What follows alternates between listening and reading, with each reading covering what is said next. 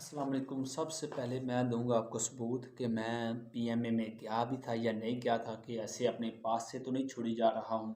ये मेरे हैं डॉक्यूमेंट, ये देख लें, मेरी तस्वीर है, मुदस्सर मेरा नाम है। और इसके बैक साइड पर वो आपकी स्टेप लगाते हैं, ये पीएमए 151। तो ये मेरी मैट्रिक की संत है, ठीक है। उसके बाद ये भी आप देख सकते हैं, वो हर डॉक्यूमेंट, रियल डॉक्यूमेंट के पीछे आपकी वो एक स्टेप लगा था कि ये बच्चा हो चुका है 151 में। तो बताने का मकसद ये है कि मैं गया था, मैं अपना एक्सपीरियंस शेयर कर रहा हूँ आपसे। तो आगे मेरी वीडियो देखें, तमाम आपको बहुत आसानी हो जाएगी। आपको ऐसे लगा कि मैं यहाँ पर आया हूँ।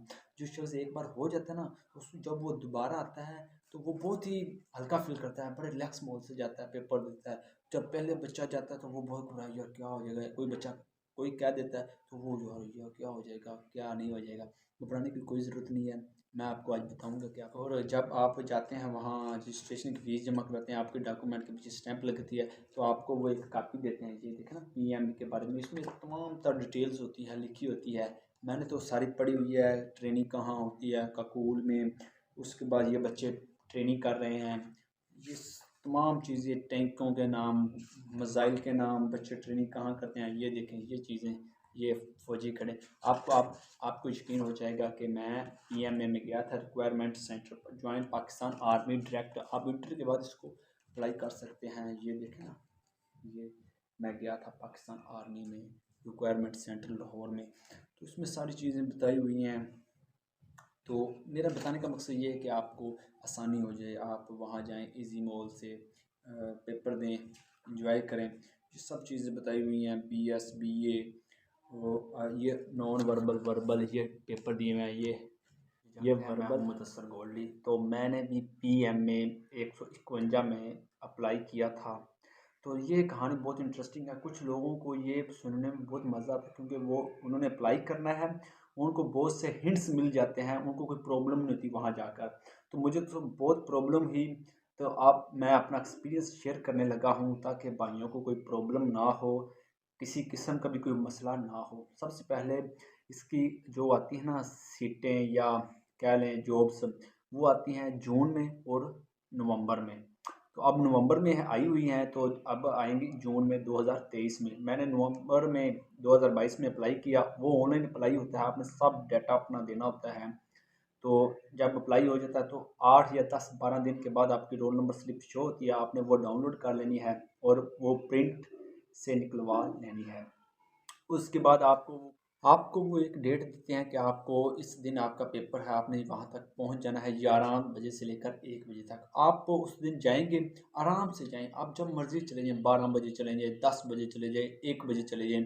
वो उसके दरमियान आपका पेपर, जैसे जितने लड़के आते जाते हैं उतने ही वो पेपर लेते जाते हैं। उनके पास 60-70 कंप्यूटर पड़े होते हैं, 5-10 आए, उनको बिठाया, पेपर लिया। अगर वो पास हो गए तो चले गए, अगर फेल हो गए तो वहीं आपने कंप्यूटर छोड़ देना है और घर चले जाना। जो पास होते हैं वो मेडिकल आगे हो रहा वहाँ चले जाते हैं। सबसे पहले आपने जाना है बाहर, एक फ़ौजी होता है, वो आपका नाम शनाख्ती का नंबर दर्ज करता है, फिर आपकी एंट्री हो जाती है। फिर आपने जाना है रजिस्ट्रेशन ऑफिस में, वहाँ आपने असल डॉक्यूमेंट होते हैं, जो मैट्रिक का आपने रिज़ल्ट लेकर जाना है, इंटर का सनत ले जाना है। ये 3 डॉक्यूमेंट हैं बस।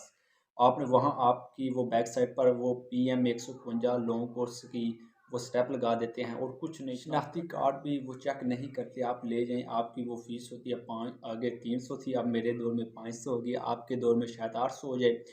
तो वो फ़ीस आपने ले जानी है। उसके बाद आप बाहर आ जाएंगे, आपको एक वो लिफाफा देंगे, वहाँ पर आपने जो क्वेश्चन होते हैं वो हल करने होते हैं।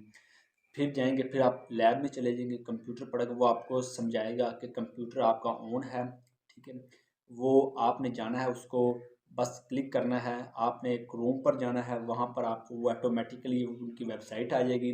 आपने जो एप्लीकेशन आईडी होती है आपकी रोल नंबर स्लिप पर, आपने वो लिखनी है, और आपने नीचे अपना रोल नंबर लिखना है, ये दोनों लिखने हैं, और आपका ऐड हो जाएगा। फिर आपने जाना है, वो सवाल आ जाएंगे। पहला होता है आपका टेस्ट, 3-4 वर्बल का, वो आपको आपको पता चल जाएगा कि किस तरह का टेस्ट आता है, वो क्लियर करना, उसके नंबर नहीं होते। आपने फिर स्टार्ट करना है, अपना वर्बल टेस्ट हो जाना। वहाँ कोई इश्यू नहीं होता टाइम का, वहाँ टाइम का कोई इश्यू नहीं होता। आपने मसलन आप जाकर बैठ गए ना, बिल्कुल खामोशी होती है, कोई भी आपको डिस्टर्ब नहीं करेगा। आपका एक मेज़ बना होगा, उसके अंदर कंप्यूटर पड़ा होगा और ऊपर एक शीशा लगा होगा, उससे आपने देखना है, बाहर कंप्यूटर नहीं होगा। तो जब आप स्टार्ट करेंगे ना, एक साइड पर टाइम शुरू हो जाएगा।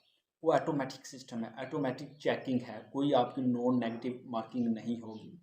आपने स्टार्ट जब कर दिया ना, टाइम भी शुरू हो जाना है। पहले आता है वर्बल का।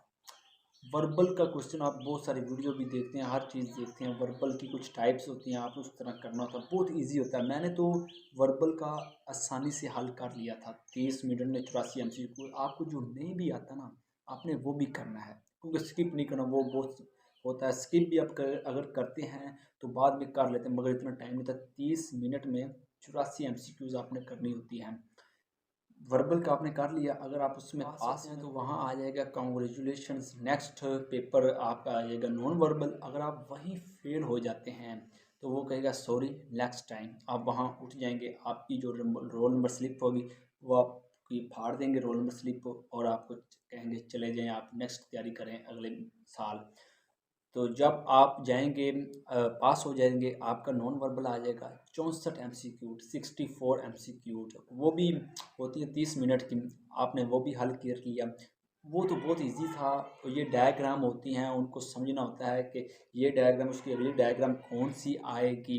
तो वो भी मैंने आसानी से हल कर लिया था, मुझे बहुत खुशी हुई। कॉन्ग्रेचुलेशंस ऐसे वो देते हैं। फिर आगे आ गया एकेडमिक, उससे भी मैं ज़्यादा बहुत खुश हुआ कि यार मैंने नॉन वर्बल वर्बल कर लिया, एकेडमिक तो मेरे लिए कोई मसला ही नहीं है।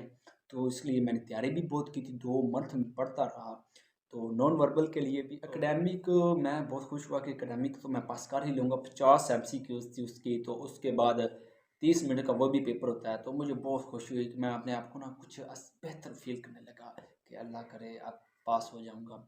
तो जब मैंने एकेडमिक पेपर शुरू स्टार्ट किया, जब मैंने 5 MCQs की ना, मुझे पता चल गया कि ये बहुत टफ पेपर आ चुका है। बाहर एक लड़के ने मुझे बताया भी था, आपकी किस्मत है कि आपके पास आसान पेपर आ जाए, नहीं तो डिफ़िकल्ट पेपर भी आते हैं। 5 MCQs की, बहुत डिफ़िकल्ट था। कोई MCQ मैंने जो याद की, जो मैंने पढ़ी, वो तो एक भी नहीं आई। तो बहुत घबरा गया। मैंने कहा कोई नहीं, अल्लाह के सुपुर्द। मैं करता गया। जब मैंने 49 की, आखिरी 50 की, इंटर का बटन नप्पा और दिल की धड़कन 100 के बराबर, पता नहीं क्या बनेगा। तो वो मैं नहीं पास हो सका, वो आ गया sorry next time try understand, कोशिश करें। तो मैंने वहाँ कंप्यूटर छोड़ा और रोल नंबर स्लिप उनको दी। उन्होंने कहा क्या हुआ।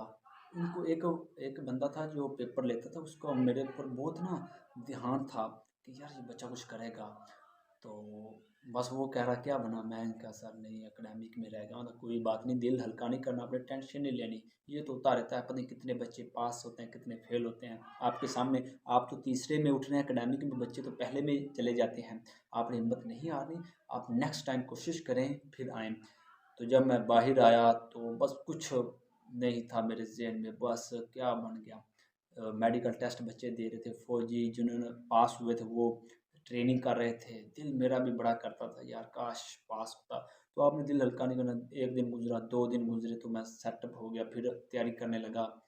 तो कहने का ये मकसद है, ये सारा प्रोसेस मैंने जो तय किया है, ये बहुत ही आपको एक समझाने की कोशिश कर रहा हूँ। जब आप जाते हैं ना पेपर देने के लिए, आपने कोई भी चीज़ मिस नहीं करनी। सारे डॉक्यूमेंट लेकर जाने, फोटोकॉपी लेकर जानी है, तस्वीरें लेकर जानी है। वहाँ ये नहीं सुनना आपने सर मेरे पास तस्वीर नहीं है, मेरे पास फोटोकॉपी नहीं है, मेरी संत नहीं है, वो नहीं है। वो आपको फिर एक, आप जाएंगे फिर आएंगे तो आप डिस्टर्ब है।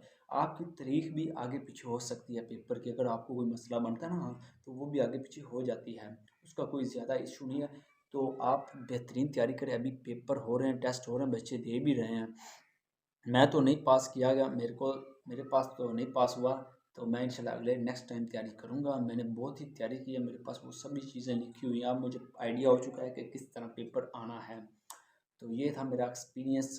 अब मैं आपको बताऊंगा कि ना, आपने जो सामान लेकर जाते वो कहाँ रखना है।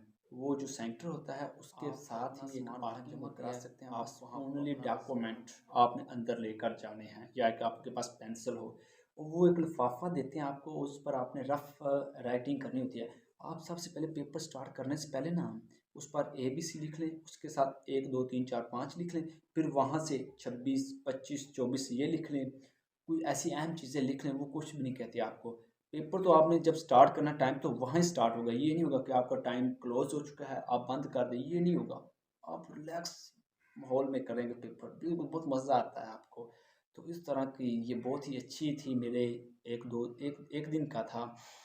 तो मैं गया था, पेपर दिया, नहीं पास हुआ, घर आ गया। इसलिए मैं आपको एक्सपीरियंस शेयर कर रहा हूँ, आपने घबराना नहीं है, दिल हल्का नहीं करना। कोई बात नहीं, ऐसे होता रहता है, कोई नहीं पास होता, कोई पास हो जाता है। तो नेक्स्ट टाइम अगर अल्लाह ने चाहा तो अल्लाह तो हमारे हक़ में बेहतरी करता है, जो भी करता है।